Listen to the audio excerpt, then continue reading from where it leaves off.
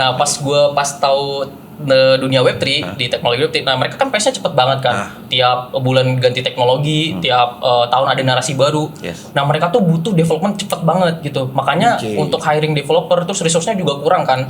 Mereka tuh butuh yang skill set-nya tinggi gitu. Jadi mereka lebih pandang skill set daripada college degree. Halo Builders, selamat datang di podcast Blog Dev Talk, sebuah podcast yang akan mengulas tren terkini, proyek menarik, dan juga hal-hal keren yang dihadirkan oleh dunia Web3 ataupun juga blockchain. Saya Green Enron yang akan menemani kalian di podcast kali ini.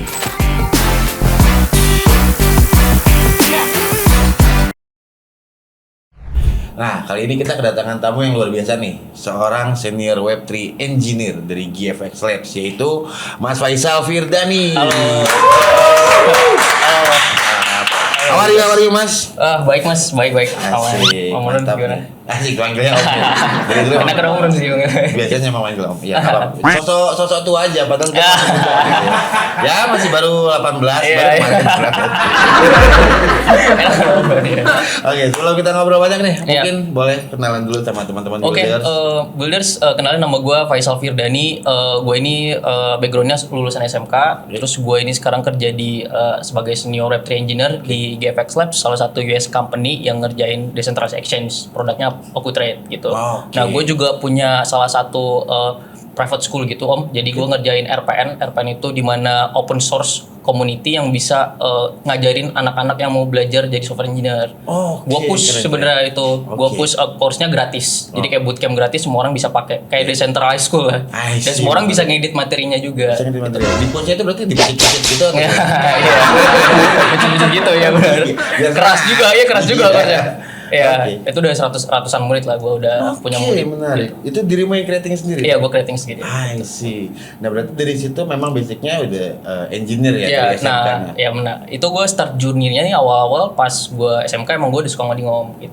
Nah, dari mulai ngoding gitu, nah gue mau decide tuh step up kemana nih gue, apakah gue kerja segala macam. Nah, saat itu gue hokinya sih 2019 lagi seksi banget kan programmer gitu. Betul. Karena visi lagi tembak-tembak tuh, lagi cipin-cipin kemana startup pada gila-gilaan. Nah, gue pikir waktu itu mau decide kuliah karena ternyata ya di kondisi keuangan gue waktu itu kuliah tuh nggak bisa afford gue 4 tahun kan, 4 tahun untuk bayar UKT. Nah, salah satunya solusinya waktu itu gue bootcamp. Jadi bootcamp masih awal banget tuh, gue ikut Hacktivate waktu itu. Hacktivate. Iya, di sini kan deket. Iya, gue lulus dari Hacktivate. Nah, baru journey gue lama-lama leverage dari situ lah. Gue dapet Web2 jobs jadi full stack developer. Terus gue setelah itu sambil jadi full stack developer, nah gue belajar Web3. Tadinya sebenarnya gue udah mau lamar Web3 sih dari setelah bootcamp itu, cuman gue gagal terus Om. Hampir ratusan gue udah apply kayak gagal lah interview Web3. Ternyata orang-orang Web3 ini butuh yang experience ternyata. Jadi gue harus kerja dulu di Web2. Nah, sampai gue grinding skill Web3-nya. Gitu. Nah, sekitar umur gue 21 lah. Gue udah 3 tahun nih kerja dari umur 18 nih dari full stack developer. Baru dah gue tuh dapet tembus lah ke Web3. Iya, karena gue udah bikin experience-nya 3 tahun. Berarti memang dari pertama ketika ngoding pun di Activate itu udah sekalian udah nyambi gue final tentang Web3-nya. Web3-nya benar. Gue udah belajar fondasi Web3-nya gitu. Nah, pada saat itu awal tahu Web3 dari mana sih? Nah, gue awal tahu dari Web3 itu sebenarnya temen gue ngeracunin sih sebenarnya. Temen gue ngeracunin waktu itu awal-awal Binance rilis. Nah, berarti saling racun-racun ini. Iya, gue racunin. Karena gue diracunin juga. Gue dikasih tahu ternyata ada nih teknologi Web3 gitu. Gue dari Web2 kan, apa nih Web3? Nah, pas gue gali lagi, ternyata Web3 ini termasuk relasi sama Bitcoin. Nah, Bitcoin ini sebenarnya gue udah tahu dari SMP Om. Dari 2011-2012. Cuman gue nggak tahu itu teknologinya, blockchain segala macam. Gue cuma taunya Bitcoin salah satu aset digital. Terus waktu itu kalau nggak salah bisa dipakai tuker buat beli cash PB ya kan, atau pizza segala macam ya kan dulu. Pauset segala macam. Nah, gue baru tahu ternyata ada blockchain gitu. Di belakangnya Bitcoin. Di belakangnya baru gue belajar teknologinya gitu. Menarik, berarti memang udah punya interest. Berarti bisa dibilang dirimu manage your journey gitu ya, roadmap buat dirimu sendiri memang udah tertata lah. Gue udah tertata, gue udah bikin goals gue nih, gue pengen kerja as a Web3 developer di negeri luar gitu. Karena kan high income banget kan di sana. Nah, gue udah aiming ke situ. Cuman journey-nya emang susah banget kan. Dari awal gue udah gagal ratusan kali, udah apply gitu susah. Apalagi dengan kondisi gue nggak lulusan manapun gitu, nggak punya college degree kan. Nah, itu susah banget kan gitu. Nah, tapi kan sebenarnya kalau ngomongin Web3 ya, sebenarnya menarik adalah dengan cara kerjanya atau cara hiring Web3 sebenarnya agak berbeda dengan Web2, bener nggak? Emang beda banget Om. Beda. Nah pas tahu dunia Web3 di teknologi Web3, nah mereka kan pace-nya cepet banget kan. Tiap bulan ganti teknologi, tiap tahun ada narasi baru. Yes. Nah mereka tuh butuh development cepet banget gitu. Makanya untuk hiring developer terus resource-nya juga kurang kan. Yeah. Mereka tuh butuh yang skill set-nya tinggi gitu. Jadi mereka lebih pandang skill set daripada college degree. Makanya pas gue udah 2021 gue udah punya experience 3 tahun kan di Web2, terus gue punya skill Web3 nih. Gue udah bisa smart contract, solidity segala macam. Gue apply sekali langsung dapet gitu. I see. Gue dapet waktu di Quadrant, itu salah satu ya big data company yang punya protokol blockchain sendiri namanya Iquat kan.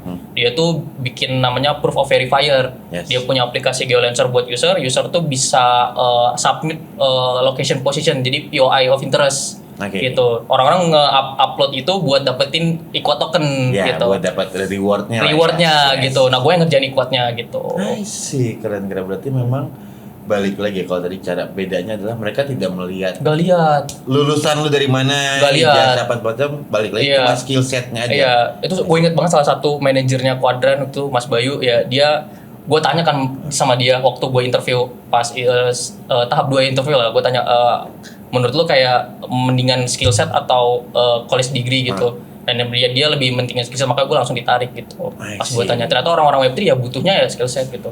Oke, cocok, menarik. Dan berarti kalau gue mau track back gitu ke belakang ya, mungkin pada waktu umur lu 18 gitu. Kalau gue 18 nggak tahu lu udah lahir belum gitu. Kurang lebih mirip. Iya. Gue berarti kali 2 lah ya umur lu. Kali 2. Gue juga bukan orang yang suka hal kayak college degree ataupun juga ya legalitas segala macam. Formal lo nggak suka juga? Gue pun juga. Gue kuliah. Lu kuliah? Tinggalin. Oh serius? Gue tinggalin. Gue kuliah semester 3 gue. Kenapa tuh? Apaan sih nih? Udah bye. Gue tinggal, gue bye. Udah gue bikin sendiri segala macam, kreatif sendiri. Konteksnya ke sana karena pandangan ya, pada saat itu gue bersyukurnya juga ya balik lagi hoki, gue memandang ini kedepannya orang nggak akan lebih banyak melihat dari belakang ini.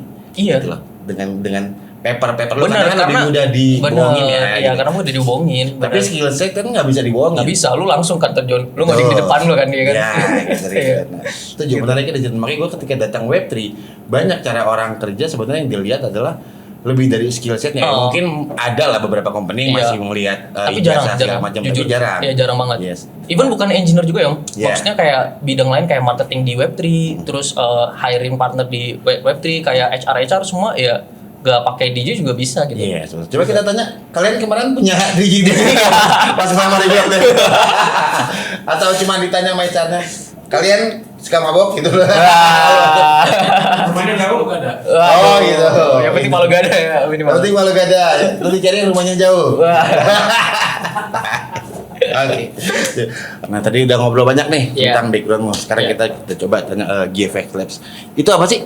Company apa? Nah, GFX Labs itu sebenarnya software company di US sih, sama kayak ya software company yang lainnya. Dia ngerjain salah satu service Web3 di sana gitu. Nah, produk-produk yang dikerjain juga variatif. Ada DEX, ada Checks juga kadang ngerjain juga. Terus ada beberapa project Depin juga, infrastruktur. Tergantung kliennya berarti? Tergantung kliennya.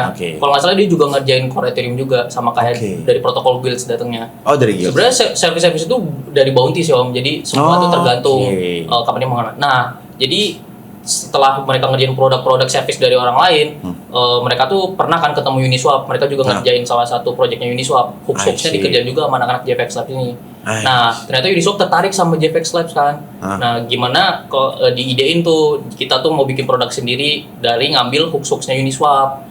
Nah, makanya mulai JFX sekarang buat produk sendiri namanya OkuTrade gitu. Berarti awalnya dari jasa gitu. Jasa dari jual-jual jasa, dia mau buat produk sendiri sekarang. Akhirnya sekarang udah punya produk sendiri namanya OkuTrade. OkuTrade, benar. Nah, OkuTrade itu apa sih? Boleh nggak ceritain lagi? Nah, OkuTrade itu sebenarnya simpelnya decentralized exchange, hampir sama kayak Uniswap, cuman dia punya additional fitur seperti exchange Om. Jadi DEX dengan experience exchange. DEX rasa checks. Bener. Asik. Sumpah. Iya kayak gitu. Asik. Nah rasa checks itu gimana nih guys? Jadi rasa checks itu kalian tuh bisa swap token, tapi dengan visualize ada order price book. Kalian juga bisa limit order book di sana. Terus ada liquidity provider. Kalian bisa create position juga. Jadi bisa sambil trading live trade di sana. Gitu. Berarti Dex. Oke, banyak. Tapi untuk dari sisi UI UX pun juga harusnya lebih simpel dong. Lebih simpel. Walaupun kelihatannya kayak agak ceks nih, tapi lebih mudah dipahami sama sebagai Dex user gitu. Oke. Terus kita pakai hooks-nya Uniswap. Jadi sama aja, kalian sebenarnya pakai smart contract-nya Uniswap, cuman kita visualize lebih bagus aja trade gitu. Nah, berarti kalau untuk ngomongin target, berarti memang untuk orang-orang yang memang sudah berkecimpung dalam dunia Web3 kah, atau buat new user pun juga new user juga aman Om. Soalnya onboard pertama landing langsung swap sih, kayak langsung swap gitu. Nah, cuman ada beberapa fitur, terus kita punya dokumentasi. Jadi yang new user juga bisa baca tuh dokumentasi Okutrade, ada apa aja sih fiturnya gitu. Bisa ngapain aja.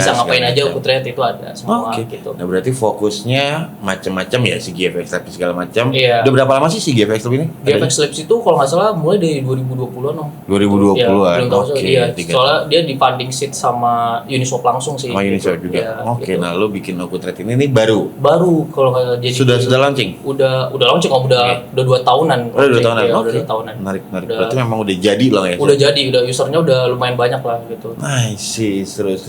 Tapi berarti marketnya memang ya global lagi ya. Global. Bahkan ya sama aja user yang Uniswap pakai Okutrade gitu. Oke. Gitu. Jadi sama aja sebenarnya. Berarti perbedaannya kira-kira in between Uniswap sama Okutrade tuh visualize-nya aja. Visualize-nya aja. Iya, visualize-nya Okutrade lebih banyak. Okutrade lebih banyak. Oke, lalu ada penambahan fitur juga. Penambahan fitur yang nggak ada di Uniswap. Contohnya kayak on off ramp. Oh ya. Bisa ngeliquiditin kan dari US dollar ke langsung kripto. Itu mereka punya.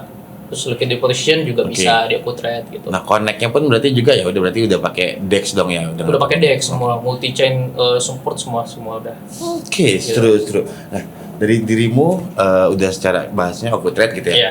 Nah, selain Okutrade yang memang udah jadi produknya punya si GFX Labs ini masih baru itu aja? Baru Okutrade aja. Dia baru fokus kayak mereka tuh udah all in langsung kayak mau jadiin ya Okutrade udah pasti perburuannya produk mereka. Killing fiturnya. Tapi untuk rencana kira-kira ada bikin fitur lagi, kemungkinan gimana? Roadmap-nya banyak. Okutrade kemungkinan tahun depan bakal support lebih chain banyak. Sekarang kan kalau nggak salah chain baru kayak Korn, Bob ya kan baru rilis tuh listing di DEX. Jadi kayak kita tuh lebih mengedepankan framework buat nambah chain baru.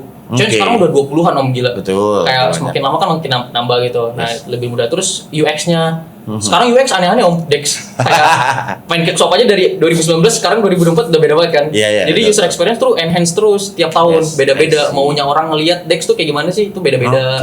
Berarti kalian juga punya live review atau komen kayak gitu.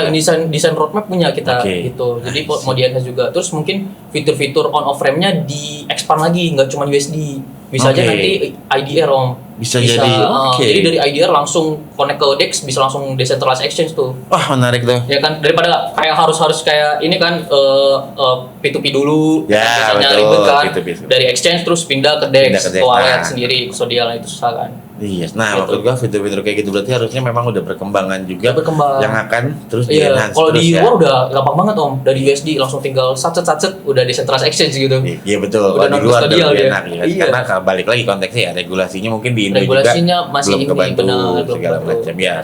Sama lah kalau kita ngomongin contoh ya kayak Indodax di awal kan aslinya ya buat payment kan gitu. Lalu ketika ada regulasi jadi berubah baru jadi checks. Tapi lebih bagus kok menurut aku kayak final PPN itu kayak pajak final itu udah ngebantu kita kan. Berarti ya itu kan 0, berapa? 0,021 apa 021? Berarti kan orang-orang kayak jadi dapat nggak skeptis lagi gitu kayak udah kenal nih sama kripto, udah mulai dilegalisasi kan. Betul, harusnya ya balik lagi cuman sometimes kalau yang namanya regulasi ya penting nggak penting, pas semua juga pasti jadinya harus ada sih, dua arah lah ya, ada pro kontra udah hal yang biasa. Oke. Nah, lalu kalau untuk dari sisi roadmap gitu ya, aku lihat juga kan udah 2 tahunan, udah lumayan oke lah ya, udah keren, tinggal enhance segala macam. Udah bisa dipakai kan. Nice. Nah, kalau dari dirimu sendiri selain di GFX Lab ini, ada yang lagi dikerjain lagi nggak sih? Mungkin project sendiri, komunitas atau apa? Project sih kemarin mungkin terakhir Memora kan, salah satu finalis project saya di Singapura, Ethereum Global Singapura sama Arevo juga. Nah, itu sebenarnya Memora mau diseriusin kan. Nah, cuman masalah yang Revo bilang long term game kan. Kita juga nggak bisa nih asal masuk visi dari siapapun, kita juga grades-nya juga lumayan susah, jadi lebih kayak masih picking up untuk gimana sih kedepannya, kita lagi mikirin desain roadmap-nya juga sih. Nah mungkin untuk fokus sekarang, project yang sekarang ini sih Ethereum Jakarta sih. Si komunitas ini. Iya, si komunitas ini sama ya RPN itu mungkin lebih kayak ke migrasi aja sih, bakal langsung ke Ethereum Jakarta semua. Karena kan saya ngurus dua community kan.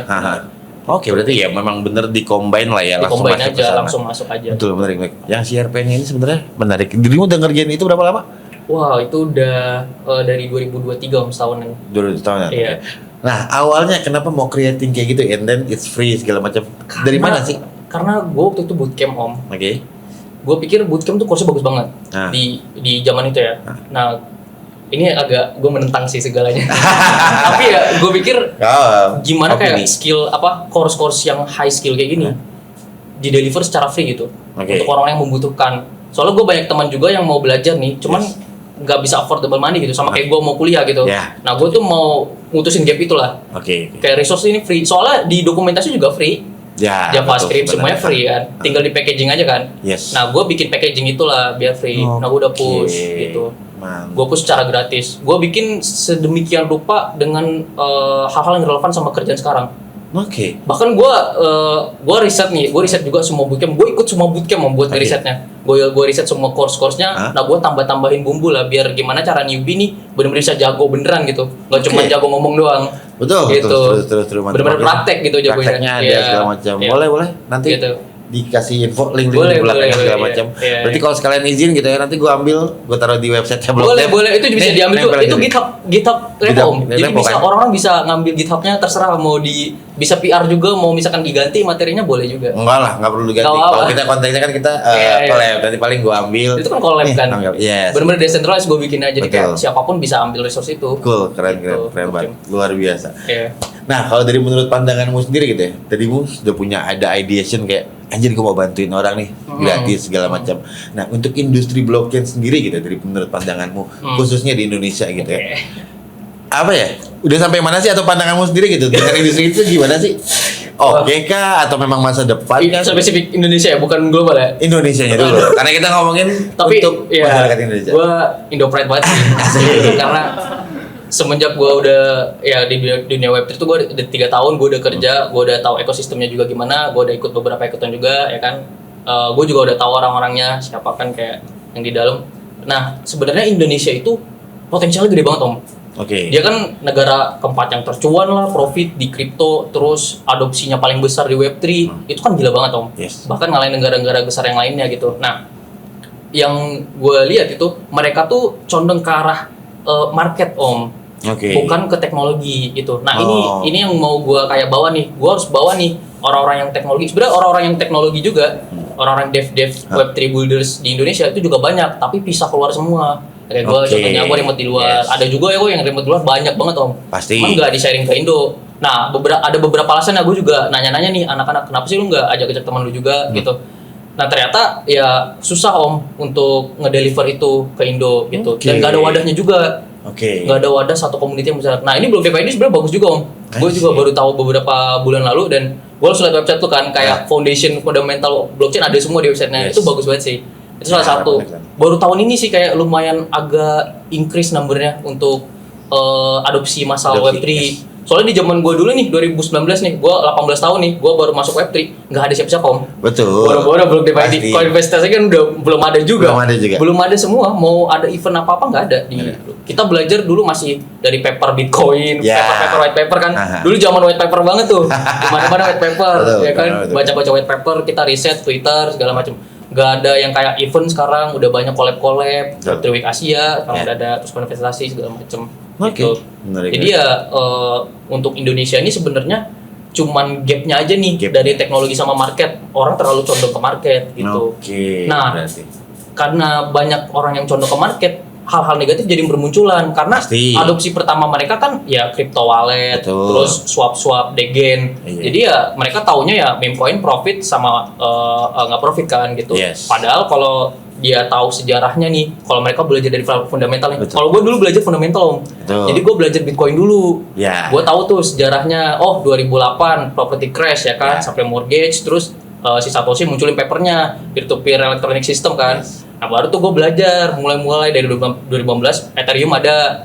pertama kali smart contract dibuat. Yes. Nah, fundamental yang kayak gitulah yang nggak bisa ditempel ke orang-orang market ini gitu. Oke, Jadi karena harusnya yang mereka mindsetnya. tahu tuh Bitcoin dulu. Harusnya. Awalnya sejarah Ya. dulu, kenapa blockchain ada, nggak langsung kayak MetaMask sama PancakeSwap dan lain-lain gitu. Iya, Jadi kayak ke Pamfan kayak iya, nggak gitu. langsung ke Pamfan terus cari ya kan mimim Solana, enggak gitu. Jadi ada step by stepnya. Nah, Yes. orang-orang Indonesia ini yang lompat ke sana gitu. Oke. Jadi ngelewatin step fundamental yang paling penting. Berarti miss-nya kalau kita simpulkan ya nggak mau menyalahkan juga gitu. Gak bisa Ya. menyalahkan sih, karena ya itu udah terjadi kan. Betul. Gue juga nggak bisa mengubah itu. Betul. Nah, yang bisa diubah sekarang kan edukasi nih. Betul. Harus dibesarin lagi Lebih expand. dikembangkan, yes. Kalau komuniti-komuniti kayak Block Dev ID ini banyak harus edukasi yang lebih bagus lagi lah untuk masalah teknologi gitu. Sih, setuju. Karena kalau ngomongin tahun ini, tahun kemarin Block Dev pun juga baru mau Januari nanti baru mau 2 tahun gitu. Jujur setuju. Ketika tahun ini oke nih kita merasa Block Dev oke sudah mulai ada impactnya. Udah ada kan, Impact. udah banyak banget. Sudah mulai banyak udah segala mulai macam. masuk. Di Telegram saya lihat tuh udah banyak Udah mulai gitu Iya. kan. Nah, tapi di tahun kemarin pas ketika baru tahun pertama Block Dev ada tuh gue yang kayak Susah. anjir nih Nggak ada gimana videonya. Gue juga masih belajar kalau gue nyari apa Belum- nih, belum gua muncul bilang. kan? Belum muncul gue yang kayak Iya. susah nih Indo apa kasarnya apa ya sentimennya Padahal gitu ya iya, pesimis gitu gue pesimis. cuma ketika udah oke tahun kedua optimis Oke nih banget sekarang. harusnya bisa Sekarang makanya target Ethereum Jakarta ini mau munculin orang-orang yang udah di luar sana om. Yeah. Kita cari-cari nih builders Indonesia kumpul di sini. Kemarin baru Oke. ketemu kan, makanya ada si Kelvin Aha. dari Engo Studio, ada Rickson juga, Aha. terus Napa Labs, orang-orangnya terus kayak ya si Fajar, orang gado-gado community juga semuanya ya jadi pada ngumpul kan. Yes. Jadi kita tahu nih muka-mukanya nih. Yes, betul, Tuis setuju. di Ethereum Bank kemarin hampir 20 orang Indonesia om. Terus Oke. jadi dia ada orang Indonesia, bayangin om, dia masuk IKL om, community Malaysia, dan dia ngebangun Ethereum Malaysia. Ada Oke, orang Indo. padahal kan? orang Indo. Nah makanya Sayang sekali. Sayang sekali kan. Oke, Kayak setuju. sebenarnya kalau kita ngumpul kan bisa kuat banget Indonesia. Betul, Gitu. harapannya ke sana. Well, yes, Block Dev juga since ya mungkin kita pertama gitu ya, mungkin masih mencoba satu-satunya. Ya harapannya juga bisa ngegandeng teman-teman komunitas lainnya juga gitu. Bener, Kayak kita juga ada bener. collab-collab sama Yes. komunitas-komunitas developer lain Bener segala banget, macam iya, ya biar bisa iya. jadi satu. Ya udah. Harapannya ya mungkin di Indonesia nanti entah projectnya siapapun ya kita punya satu killing project yang ya udah nih Yang jadi bisa jadiin juaranya nih punya Indonesia. Indonesia ya harapan benar. sih lebih ke sana. Belum ada kan produk Web3 yang benar-benar Belum. juara di Indonesia ya kan? Iya. lebih hoping sih memang ke sana sih Iya, sebenarnya lebih tujuannya. Sih. Nah berarti kalau dari overall segala semuanya gitu ya, Iya. yang dirimu bisa suggestion gitu ke teman-teman nih gitu, yang Oke. mau jump in gitu ya ke dunia blockchain atau Web3 ini industrinya, bisa start dari mana sih? Pertama start dari foundation sih om. Itu Foundation. udah pasti. Gue tuh mengedepankan banget fundamental. Gue juga sama kalau ngajarin course RPN, gue mengedepankan fundamental banget. Jadi Oke. nggak ada yang step di miss gitu. Nah, fundamental dari Web3 itu tuh sebenarnya sejarah pasti balik lagi. Belajar dulu dari Bitcoin. Pertama white papernya, terus transactional hash-nya pelajarin juga, terus jangan langsung masuk smart contract dulu, pelajarin Oke. juga nih Bitcoin sampai dalam nih. Bitcoin itu apa sih, proof of work-nya, konsensusnya pelajarin. Konsensus kan belum sebanyak ini kan dulu. Betul. Belum ada proof of stake, proof of validation, proof Dan of apa lagi lain-lain, segala. ya. Dulu proof of work kan paling Cuma basic satu banget. doang, Nah, belajarin dulu proof of work sampai hafal gitu. Sampai benar-benar udah di luar kepala gitu proof of work. I see. Nah, baru 2015 Ethereum muncul, Web3 dimulai kan. Ya. Smart contract game changer tuh. Ya. Baru belajar smart contract. Terus ada smart contract, terus belajar juga DeFi, NFT. Yes. Ikutin perkembangannya satu-satu. Soalnya kalau mau ngikutin narasi sekarang udah jauh banget, Om. Oh udah jauh. Udah ngomongin layer 2, udah ngomongin Devin kan. Iya, DP L1SO juga. precompile kemarin di DevCon baru lagi om. Iya. Udah ya L1SO precompile, terus udah yang kayak masih udah buat merchant lokal merchant gitu. EIP baru, The Purge kan Ethereum. DP ya, lalu ada Desai juga. Desai gila, udah Science. makin gila-gila, Yes. itu udah kemana-mana. Betul. Nah orang kalau mau langsung jump ke situ pusing om.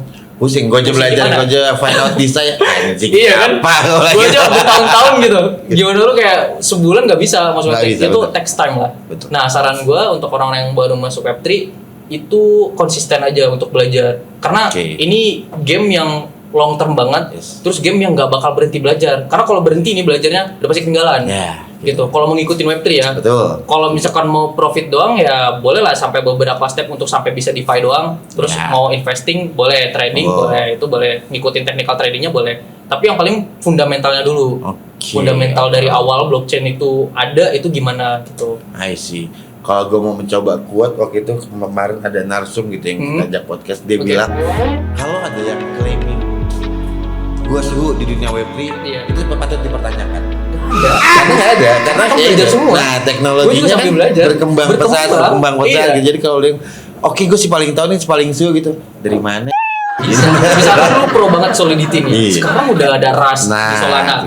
Terus Sui, sekarang udah ada Move programming language-nya juga bertambah terus Om. Jadi kayak nggak bakal dia stuck di satu tempat. Indeed. Ya, gitu. Tapi kalau konteksnya dia memang bahasanya sangat menguasai DeFi, sangat menguasai. Iya, mungkin pilar-pilarnya ya. Pilar DeFi ya. Si Master DeFi boleh. Tapi kalau untuk dunia Web3 nggak ada anjir. Nggak ada soalnya kan ya balik lagi ya kalau tadi market gitu antara market dengan user kan lebih condong ke market nih gitu. Kan isinya kebanyakan drama ya, mohon maaf ya gitu. Di Twitter dikit-dikit gitu kan drama-drama. Gitu. Ya, semoga kita nggak main drama-dramaan lah ya.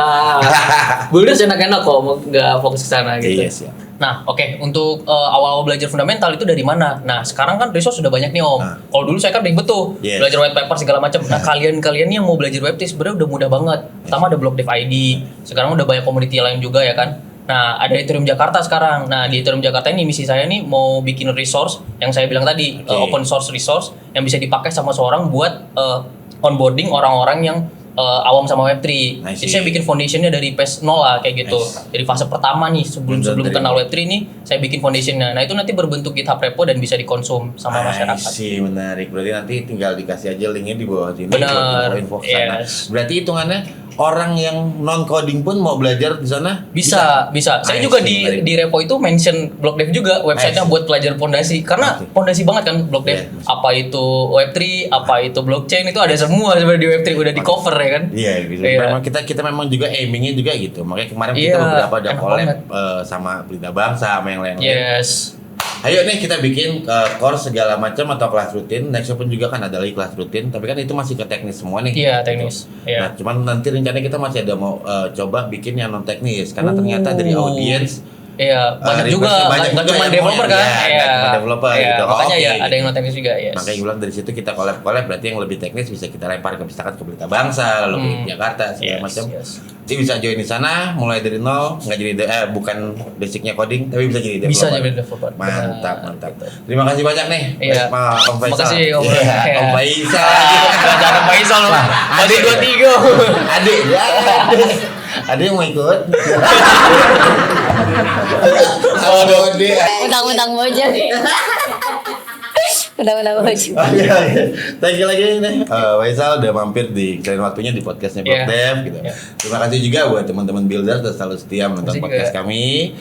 Jangan lupa terus mengikuti perkembangan dunia Web3 dan juga blockchain bersama Block Dev ID. Jangan lupa mampir ke website kita ataupun juga di sosial media di YouTube untuk ngecek podcast terbarunya kita. So, mari kita belajar bersama dan turut serta dalam perkembangan teknologi Web3 dan juga blockchain khususnya di Indonesia. Saya Green Menron. Saya Faisal. Oke, thank you. See you again, viewers. Thank you. Thank you.